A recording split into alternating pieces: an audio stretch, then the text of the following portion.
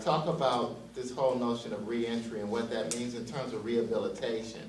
And this is an important question because we teach in law school these policy initiatives about retribution, deterrence, incapacitation, and the last one is rehabilitation.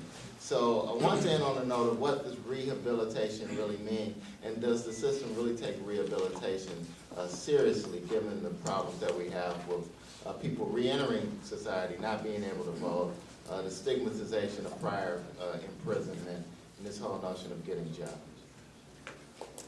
Very quickly, I think one of the best things that House Bill 463 did was to legislate the use of a evaluative tool that would be applied throughout the system so that we wouldn't take a cookie-cutter approach to the people coming into the system and what their needs might be. There are a lot of things that are evidence-based that go against what we would consider to be intuitive. And what most folks, particularly those who've had the benefit of certain, social advantages or educational advantages, they tend to sit down and they get around in the room and they think about how we're going to rehabilitate somebody, but they can't really put themselves in the place of that person, so they come up with ideas that would work for their kids that are useless for the population we're dealing with. What we're trying to do is approach this realistically. Number one, you can't change everybody. So what you do is you focus on those that can be changed, and then when you attempt to change them, you go to the areas that they need, and not the areas that you think they need. And this is where the scientific, evidence-based approach, I think, will pay dividends in the future. Someone recently had a analogy that I think is apropos here. It talks about individuals that were in a boat arguing over whose side of the boat the hole was in and the water's coming in. It's much more productive for us to examine ourselves and see what we can do to contribute to making a better impact in reducing recidivism and making our communities safer. Let's find out what's working, let's continue the dialogue, and let's get others involved, and so they can invest and we can improve our community. Offender reentry really is, and the Secretary really spoke to it, it really is public safety. It's about public safety now and public safety later. One of the innovative things that is happening in this state and elsewhere across the country is risk assessment models and needs assessment models and how we supervise folks on community supervision. And obviously, we don't have the resources out there to supervise everybody, under a microscope. And it's not a one-size-fits-all application on how we supervise offenders in the community. It's really about public safety first and foremost, and you put your resources into those individuals that create the highest public risk. I know the state of Kentucky is doing that. They've moved towards that model and continue to move towards that model.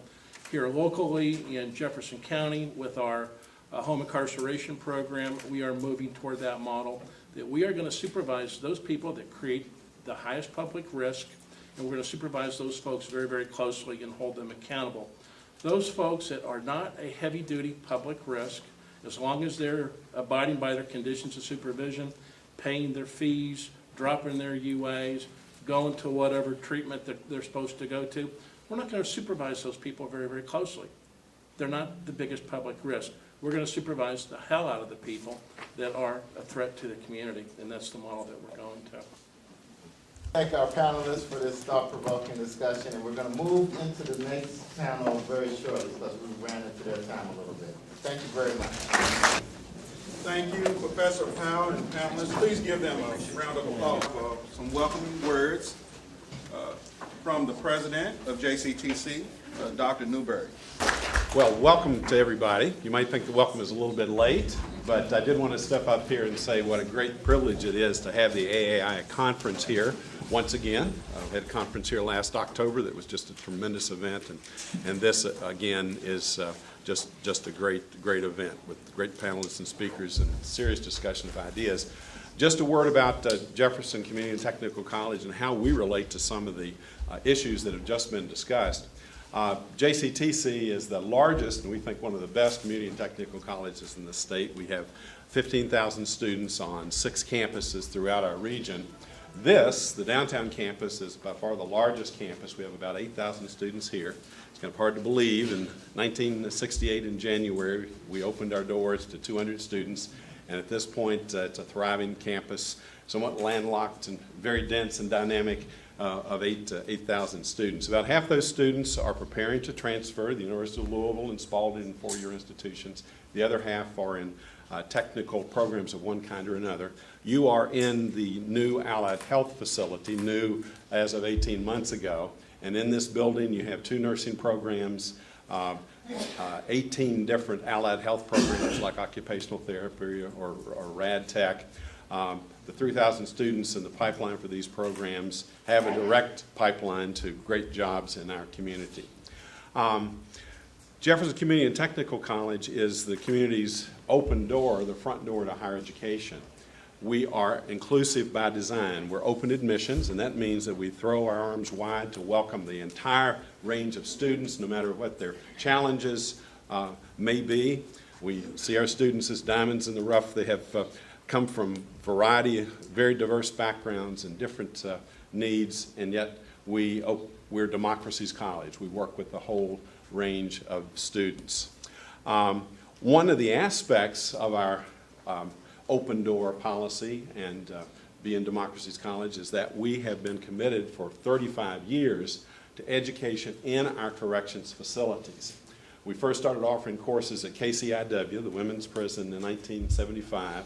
In 1976, we started offering courses at KSR, Kentucky State Reformatory in LaGrange, and in 1980, the very first student or incarcerated person in the state of Kentucky ever to earn a college degree while incarcerated was one of our graduates in 1980 at KSR.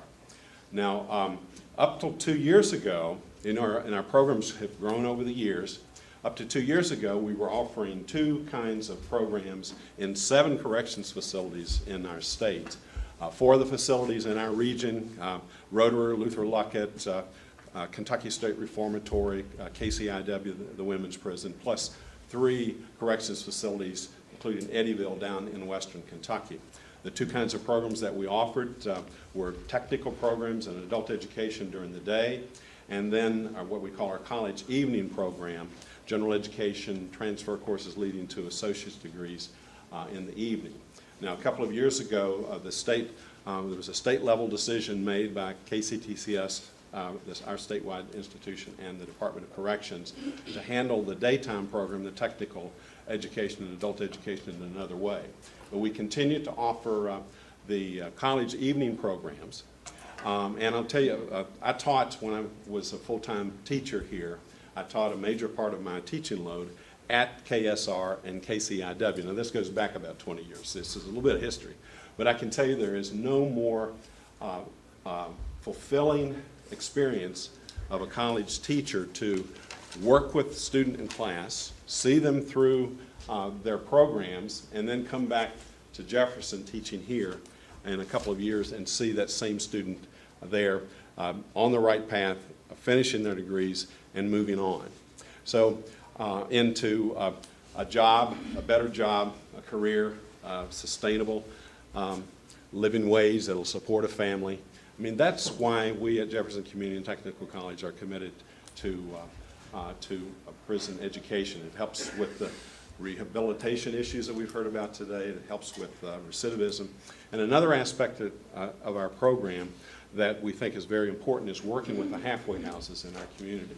We have a long relationship with Dismas, where every semester 40, sometimes as many as 50 students who are in transition, back reentry into society, come to Jefferson. We worked out an arrangement where we're able to, through a combination of private donations and our own policies, able to waive the tuition for those students and find ways, and then Dismas takes care of the other expenses, including books, and in that way try to ease the reentry back into our community. So again, I want to welcome all of you all here. This particular, the the focus of this conference, as I hope you can get a sense, really resonates with us at Jefferson Community and Technical College, and we're really, really glad to have everybody here and to have the AAI conference here, so thank you. AAI and our conveners and the community, we would like to thank you for continuing to open your doors to us. Thank you. To the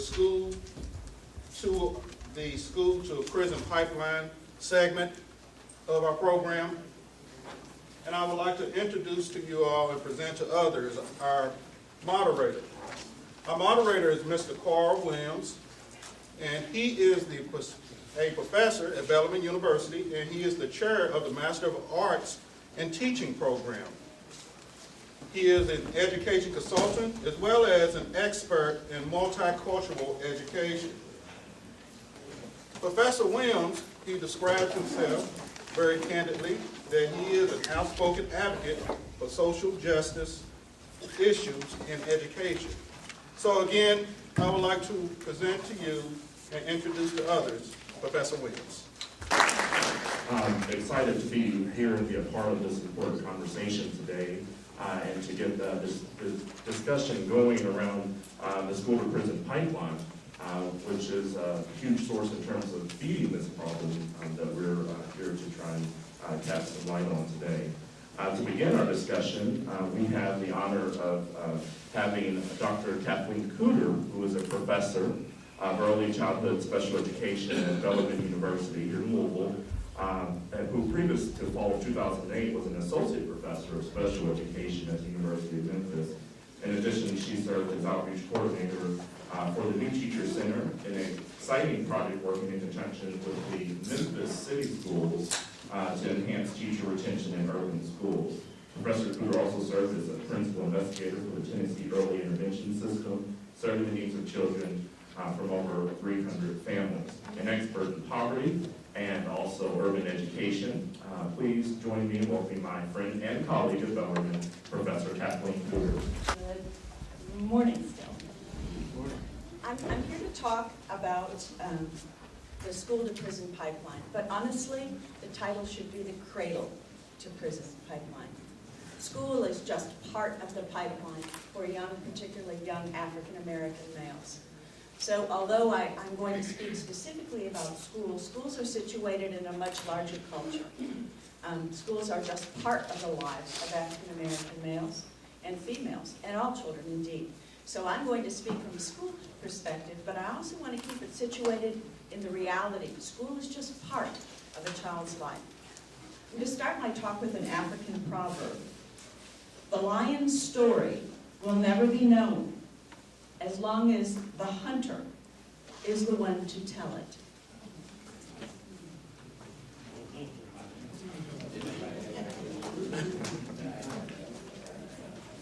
Schools have their place, and I think have a very large part in this pipeline for African American males.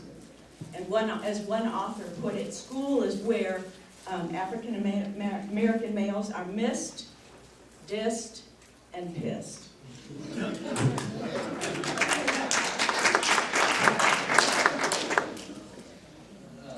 I believe that education is the portal to social justice. I believe education and schools, together with families and communities and law enforcement and every single community agency, have a responsibility here. But first, let's talk about some myths and some realities. There are not more African American males in prison than in college and post-secondary. That myth is dead. It was killed. It's been dead for a long time, but we still believe it. And many people believe it because it suits what we want to believe about African American males. It suits us. Let me read you the data. It's time to retire the line, guys. There's more than 400,000 more black men in college than in prison. That's a 500,000 men difference. There's not more people in prison. The longer we believe that, the longer we let that myth perpetuate, the more we create for our students a prophecy of imprisonment rather than a prophecy of education. And I hear it from teachers, I hear it from parents. Let me tell you, as a middle-class white woman, I never said to my son, settle up, big boy, you're gonna go to prison. And yet I have heard teachers and parents say, if you don't clean up your act, you're gonna end up in prison if you're African American. As if that is an option. That's a consideration. So we've got to change our reality because our perceptions are our reality. If we believe that African American boys have a destiny, a predestination of jail, then that's what we're going to make happen. And we're going to see that as an option for them. It is not. It does not necessarily have to be. So we need to get rid of that myth. We need to retire the line. It is not true. It is not true. This strategy undermines us to preparing, recruiting, and retaining black men in college, which is the portal for social justice and empowerment in our society. So that's one of the things we have to get rid of. We are the prophets of our children's lives. When we prophesize those kinds of evils, that's what's going to happen. So we've got to clear ourselves first. We have a responsibility, and that which we believe and that which we transmit to our children. So we need to be transmitting to all of our children, without regard to race, gender, or socioeconomics, that they have a powerful future, not one that includes imprisonment. Black men obviously continue to be overrepresented in the criminal justice. I was sitting here listening to those statistics before. And we can hand-wring as long as we want about those kinds of things because they're our reality. But we have a responsibility to change them. And certainly I think school is one of the places where that can occur. We cannot always disassociate African American males' prison with poverty. Poverty is a powerful player in the lives of children. And it creates for them so many risks that endanger them in school because of mobility, poor health, single parents, a variety of things, violence, that endanger how they're going to do in school. Thus, school becomes a negative experience, and we get on that cycle. We get on the cycle.